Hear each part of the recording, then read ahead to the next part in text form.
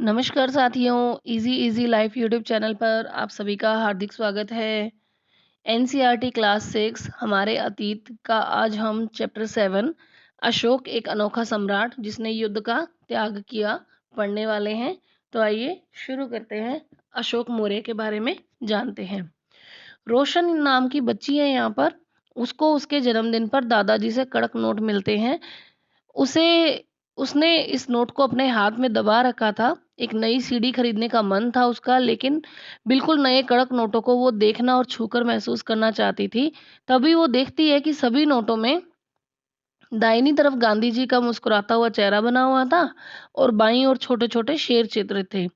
तो वो सोचती है कि आखिर यहाँ पर शेर क्यों बने हुए हैं। देखिए, इस चैप्टर में कुछ बहुत ज़्यादा फैक्ट्स नहीं है। सिंपल सिंपल सी लैंग्वेज में दिया गया है, तो हम थोड़ा स्पीड से इन चीज़ों को पढ़ने की कोशिश करते हैं। बहुत ज़्यादा फैक्ट इसमें आपको देखने को नहीं मिलेंगे। बहुत सिंपल सी जानकारी है इस चैप्टर में। अशोक के बारे में है कि वो राज्य का त्याग क्यों करता है, इससे रिलेटेड है। एक बहुत बड़ा राज्य है, एक साम्राज्य है। हम जिन शेरों के चित्र रुपयों पैसों पर देखते हैं, उनका एक लंबा इतिहास रहा है। इन्हें पत्थरों को काटकर बनाया गया और फिर उन्हें सारनाथ में एक विशाल स्तंभ पर स्थापित कर दिया गया। इसके बारे में हमने लास्ट चैप्टर में पढ़ा ही है कि सारनाथ जो है वो वाराणसी के नज़दीक ही है और जहाँ पर महात्मा बुद्ध ने अपना प्रथम उपदेश ज्ञान प्राप्ति के बाद दिया था। ये पिक्चर जो हम देख रहे हैं, ये सारनाथ स्तंभ से ही ली गई है। ये जो 4 शेर हैं, चारों दिशाओं में मुँह करके बैठे हुए हैं और यहाँ पर कुछ ये जो है हम बीच में देखते हैं, ये नीला सा चक्र जो हमारे तिरंगे में भी है, ठीक है? और ये भी यहीं से लिया गया है और यहाँ पर कुछ जानवरों की आकृतियाँ बनी हुई हैं। ये एक चौकी है और ये उल्टा कमल यहाँ पर बनाकर लगाया गया है, इसके ऊपर स्थापित किया गया है। इतिहास के महानतम राजाओं में से एक अशोक के निर्देश पर, अशोक मौर्य के निर्देश पर इसके जैसे कई स्तंभों और पत्थरों पर अभिलेख उत्कीर्ण किए गए हैं। अभिलेखों के बारे में भी हमने पढ़ा है कि ये कई तरह के हो सकते हैं, जैसे स्तंभ लेख है ना? जैसे ये ताम्र अभिलेख हैं। ये अभिलेख हैं जो पत्थरों को खोद-खोद कर लिखे जाते हैं या किसी धातु के ऊपर भी हल्की औजारों की मदद से खोद कर लिखे जाते हैं। तो अशोक मौर्य ने ऐसे हजारों अभिलेख, स्तंभ लेख बनवाए हैं जिस पर उसकी राजकीय आज्ञाओं को बताया गया है। अब पहले ये देखते हैं कि इसके राज्य को साम्राज्य क्यों कहा जाता है। अशोक जिस साम्राज्य पर शासन करते थे, मगध पर जो इनका अधिकार था, उसकी स्थापना उनके दादा चंद्रगुप्त मौर्य ने लगभग 2300 साल पहले की थी। चाणक्य या कौटिल्य नाम के एक बुद्धिमान व्यक्ति ने चंद्रगुप्त की सहायता की थी। चाणक्य के कई विचार हमें अर्थशास्त्र नाम की किताब से मिलते हैं। होता क्या है कि जो चाणक्य हैं, ये मगध के जो राजा हैं, नंदवंशी राजा है घनानंद, उसके पास जाते हैं और वहाँ पर जो नंदवंशी घनानंद जो है वो चाणक्य का अपमान कर देते हैं और इन्हें यहाँ से निकाल देते हैं। तो जब चाणक्य वहाँ से निकल रहे होते हैं तो रास्ते में इन्हें चंद्रगुप्त मौर्य नाम का जो बच्चा है वो राजकीलम खेल खेलते हुए दिखाई देता है। कौन सा खेल खेलते हुए दिखाई देता है? राजकीलम। उस खेल को ये देखने बैठ जाते हैं और चंद्रगुप्त मौर्य की विद्वता से काफ़ी प्रभावित हो जाते हैं और उसे अपने साथ ले जाकर हर प्रकार की शिक्षा युद्ध नीति की दी जाती है। जिसके बाद चंद्रगुप्त मौर्य उस नंदवंशी घनानंद को हटाकर मौर्य वंश की स्थापना करते हैं और धीरे-धीरे अपने साम्राज्य का, ये राज्य का इतना विस्तार कर देते हैं मगध का कि मगध एक राज्य नहीं बल्कि साम्राज्य बन जाता है। फिर चंद्रगुप्त मौर्य का बेटा बिंदुसार राजा बनता है और बिंदुसार का बेटा अशोक ये इस साम्राज्य को और ज़्यादा बढ़ाता है। ठीक है, अब वंश की बात करते हैं। जब एक ही परिवार के कई सदस्य एक के बाद एक राजा बनते हैं तो उन्हें ही एक वंश कहा जाता है। मौर्य वंश में 3 महत्वपूर्ण राजा हुए, चंद्रगुप्त, उनका बेटा बिंदुसार और बिंदुसार का बेटा अशोक। आगे देखिए, मगध साम्राज्य में बहुत सारे नगर थे। मानचित्र में उन्हें काले बिंदुओं में दिखाया गया है। इनमें साम्राज्य की राजधानी पाटलिपुत्र यानी मगध की राजधानी क्या है? पाटलिपुत्र, जिसे वर्तमान में पटना कहा जाता है। उसके अलावा उज्जैन और तक्षशिला जैसे प्रमुख नगर थे। तक्षशिला उत्तर पश्चिम की तरफ था, यहाँ है तक्षशिला। फिर है उज्जैन, उत्तरी भारत से दक्षिणी भारत जाने वाले यहाँ पे आ जाता है उज्जैन। ठीक है, ये उत्तरी भारत से दक्षिणी भारत जाने वाले रास्ते में पड़ता था। शायद नगरों में व्यापारी, सरकारी अधिकारी और शिल्पकार रहा करते थे। साम्राज्य के बहुत बड़े क्षेत्रों में किसानों, पशुपालकों के गांव बसे हुए थे। मध्य भारत जैसे इलाकों में ज्यादातर हिस्सा जंगलों से भरा हुआ था। वहां पर लोग फल फूल का संग्रहण और जानवरों का शिकार करके जीविका चलाते थे। साम्राज्य के अलग अलग इलाकों में लोग भिन्न भिन्न भाषाएं बोलते थे। वे लोग शायद अलग अलग प्रकार का भोजन भी करते थे और यहाँ तक कि अलग अलग किस्म की पोशाक भी पहनते थे। अब हम देखते हैं ये मैप जो बहुत इम्पोर्टेंट है और जिसमें हमें बताया गया है कि अशोक का साम्राज्य कहाँ तक फैला हुआ था। और ये जो रेड डॉट में जो निशान है, यहाँ से पता लगता है कि यहाँ इतनी सारी जगहों पर अशोक के अभिलेख मिले हैं। ये बहुत इंपॉर्टेंट प्लेसेस हैं, उनके बारे में बताया गया है। अदरवाइज अशोक ने इतने ज़्यादा हजारों की संख्या में अभिलेख बनवाए थे कि इनके बारे में हम यहाँ पर पढ़ते हैं, जो बहुत इंपॉर्टेंट दिए हुए हैं। इससे इसका पता लगता है कि इसका साम्राज्य विस्तार कहाँ तक था। देखिए, मैप के अकॉर्डिंग हम जब देखते हैं, ये कंधार, लंपक, ये वर्तमान अफगानिस्तान क्षेत्र में है। ये मानसेहरा, शाहबाज गढ़ी, तक्षशिला, ये वर्तमान पाकिस्तान का हिस्सा है। इसी तरह से कलसी, टोपरा, बहापुर, ये दिल्ली के हैं, दिल्ली के पास में है। ये मेरठ, लुम्बिनी, लुम्बिनी वर्तमान नेपाल के पास का क्षेत्र है। गुज्जर, गिरनार, सोपरा, सन्नाती, मस्की, ब्रह्मगिरी, हिराइडी, कलिंग, जोगड़, धौली, ये इधर पनगुरिया, रांची नहीं, सांची, रूपनाथ, कौशाम्बी, इलाहाबाद, सारनाथ, ये है लोरिया, अर्राज, रामपुरवा, है ना। यहाँ ये पाटलिपुत्र इनकी राजधानी है। तो देखिए, ये है तक्षशिला जो वर्तमान पाकिस्तान में है, ये है उज्जैन ब्लैक डॉट में, और ये है पाटलिपुत्र। ये प्रमुख नगर हैं जहाँ से इनका शासन कार्य संचालित किया जाता था। आगे देखिए, राज्य साम्राज्य से कैसे भिन्न होते हैं।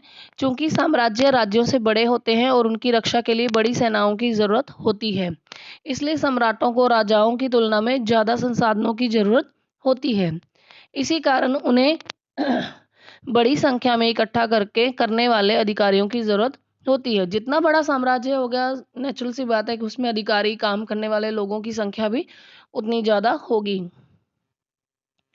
अब है साम्राज्य का प्रशासन। मौर्य साम्राज्य क्योंकि बहुत बड़ा है, इसलिए अलग अलग हिस्सों पर अलग अलग ढंग से शासन किया जाता था। पाटलिपुत्र और उसके आसपास के इलाकों पर सम्राट का सीधा नियंत्रण होता था। इसका मतलब ये हुआ कि इस इलाके के गांवों, शहरों के किसानों, पशुपालकों, शिल्पकारों और व्यापारियों से कर इकट्ठा करने के लिए राजा अधिकारियों की नियुक्ति करता था। यानी कि राजा की टीम में भी बहुत सारे लोग थे जो काम करते होते थे। राजा के आदेशों का उल्लंघन जो करते थे, उनको सजा भी मिलती थी। इनमें से कई अधिकारियों को वेतन भी दिया जाता था। संदेशवाहक संदेशवाहक एक जगह से दूसरी जगह पर घूमते रहते थे। राजा के जो जासूस होते थे, वो अधिकारियों के कार्यकलापों पर नजर रखते थे। इन सब के ऊपर सम्राट था, जो राज परिवारों एवं वरिष्ठ मंत्रियों की सहायता से सब पर नियंत्रण रखता था।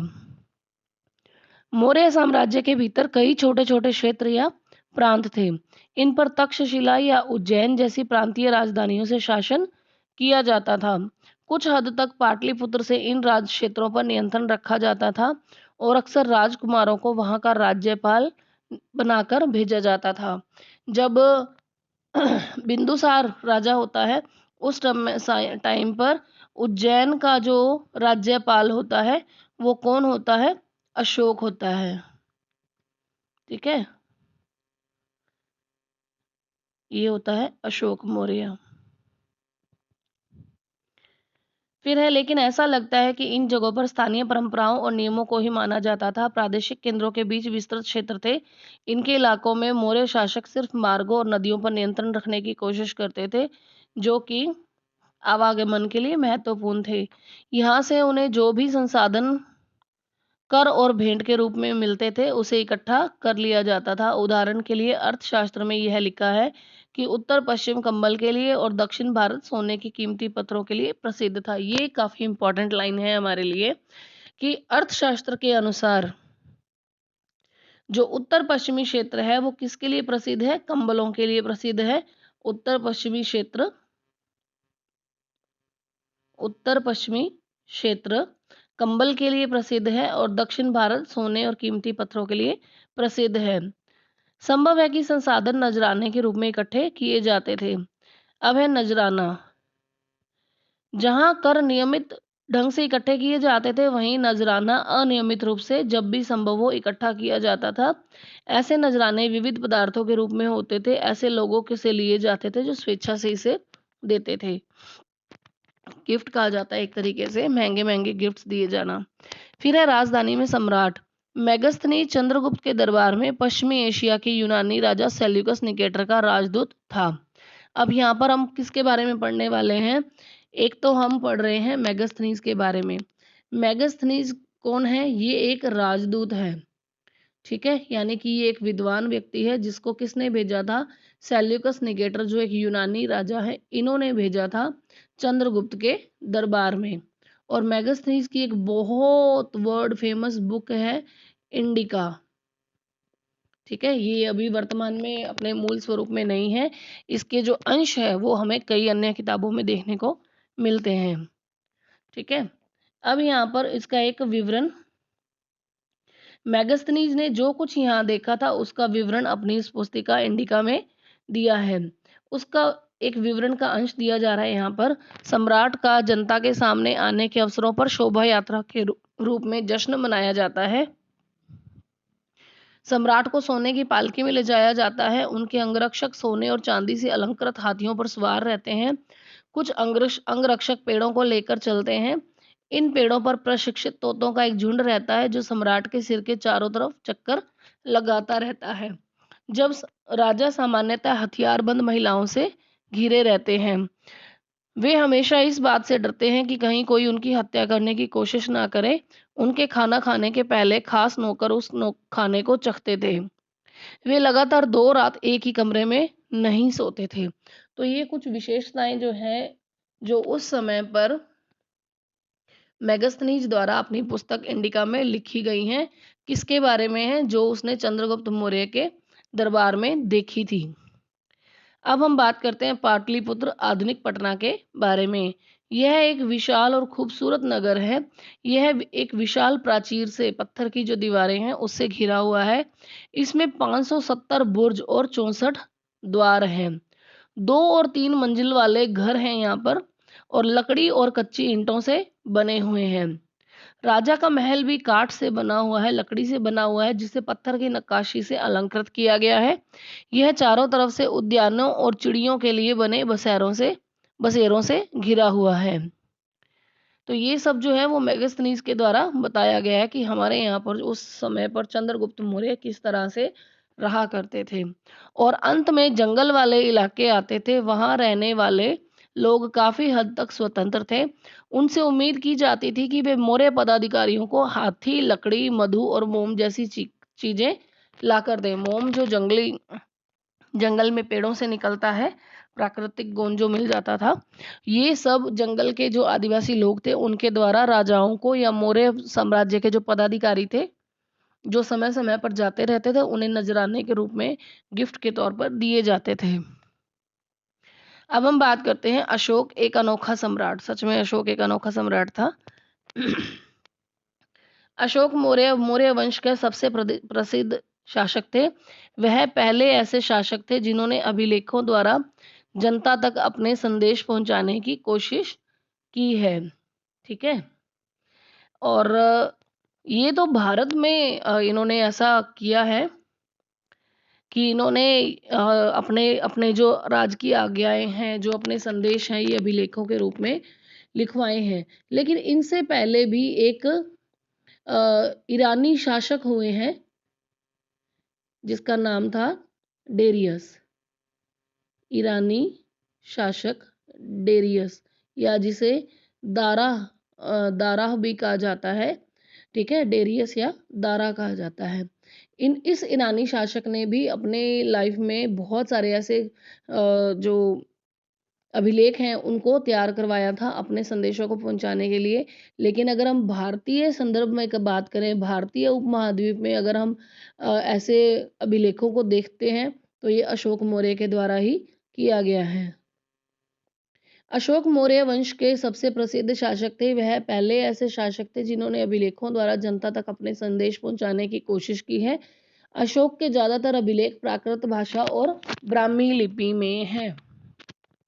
ठीक है, अशोक के जो ज्यादातर अभिलेख लिखे गए हैं वो प्राकृत के बारे में हमने पहले भी पढ़ा था। प्राकृत आम लोगों की भाषा थी, ठीक है, इसे ब्राह्मी लिपि में लिखा गया है।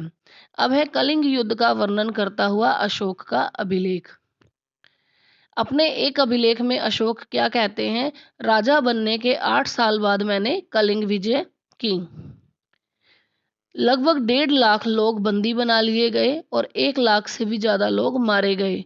इससे मुझे अपार दुख हुआ। क्यों? यानी कि जब कलिंग युद्ध होता है, कलिंग हाथियों के लिए काफी बड़ा क्षेत्र है, प्रसिद्ध क्षेत्र है। तो यहाँ पर जो मगध साम्राज्य जो है वो अपना विस्तार कर रहा था उस समय, और अशोक मौर्य के द्वारा जब यहाँ पर कलिंग पर आक्रमण किया जाता है तो लाखों की संख्या में जो लोग हैं मारे जाते हैं और बेघर हो जाते हैं, बंदी बना लिए जाते हैं।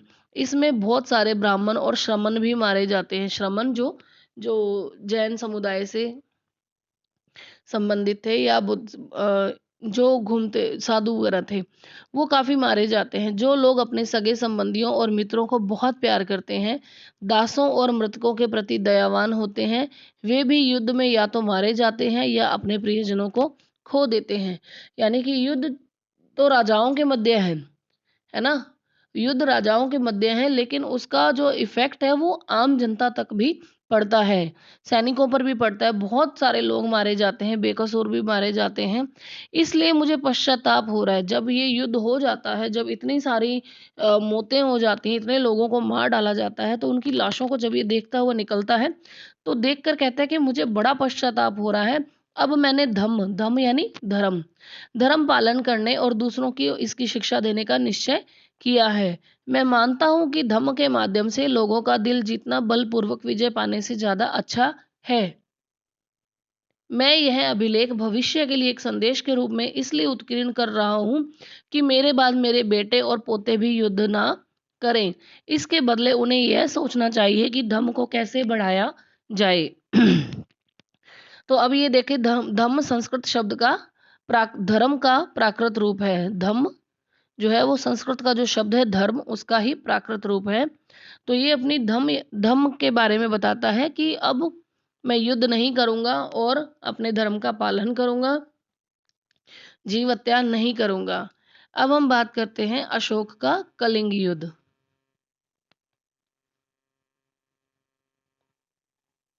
कलिंग तटवर्ती उड़ीसा का प्राचीन नाम है।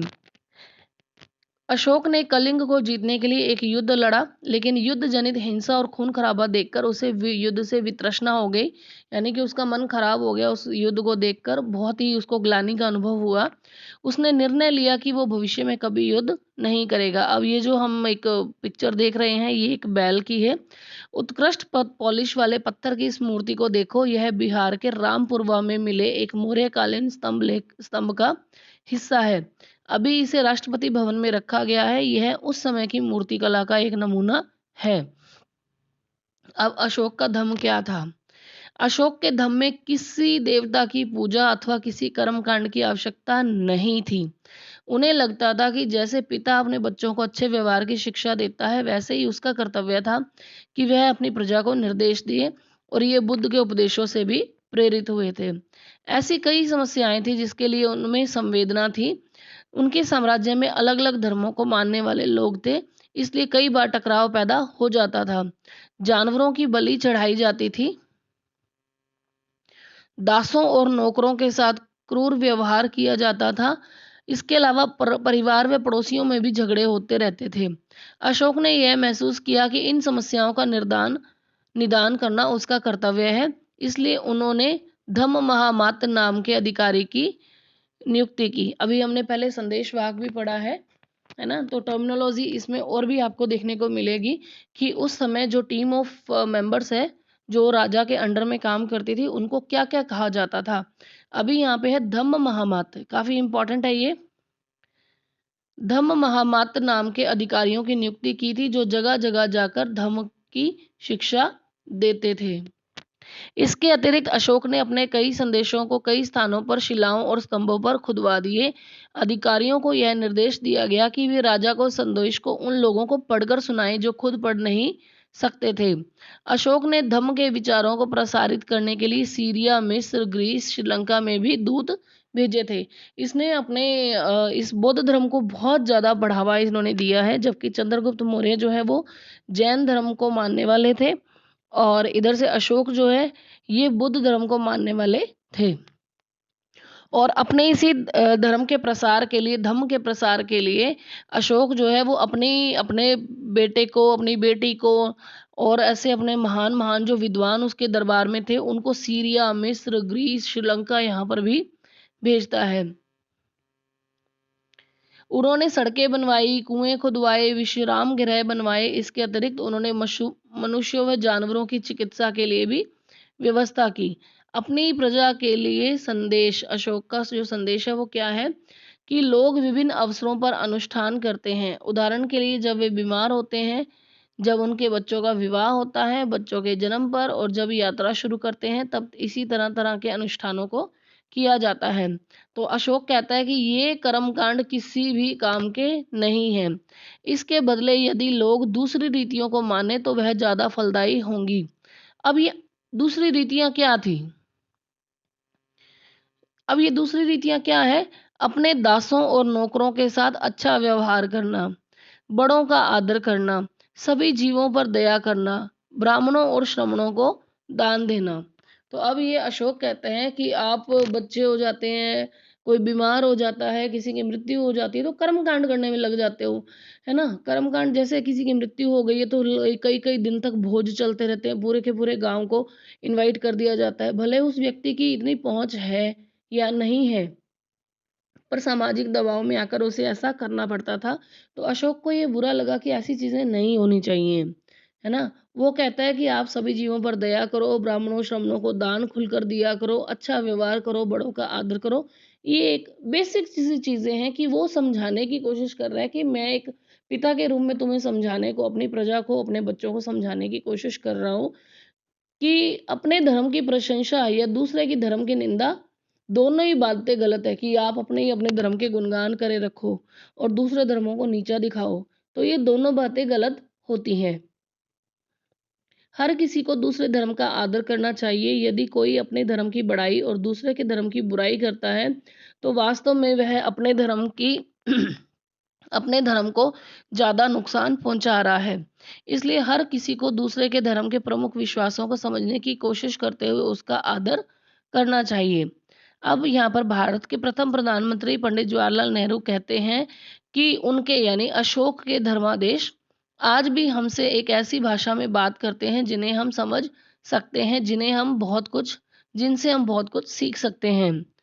अशोक ने धम्म के विचारों को दूर दूर तक फैलाने के लिए उन बातों को बताया जो आपके अनुसार आज भी प्रासंगिक हैं। अशोक के संदेश के उन हिस्सों को बताओ जो आज भी प्रासंगिक हैं। यानी कि सिंपल सी बातें हैं कि उसने बहुत इजी वे में राज की आज्ञाओं को डाला है कि और उनको अधिकारियों को कहा गया है कि आप खुद पढ़ के सुनाओ उनको अपनी आज्ञाओं को, कि वो अपने जीवन को कैसे बदलें। अब हम यहाँ एक एग्जाम्पल देखते हैं ब्राह्मी लिपि का। ये आधुनिक भारत की ज़्यादातर जो लिपियां हैं पिछले सैकड़ों वर्षों में ब्राह्मी लिपि से ही उत्पन्न हुई हैं। जैसे हम आरंभिक ब्राह्मी में ए को ऐसे लिखते थे, देवनागरी में हम इसे ए लिखते हैं, बांग्ला में हम ऐसे लिखते हैं, ठीक है, बांग्ला में हम ऐसे लिखा जाता है,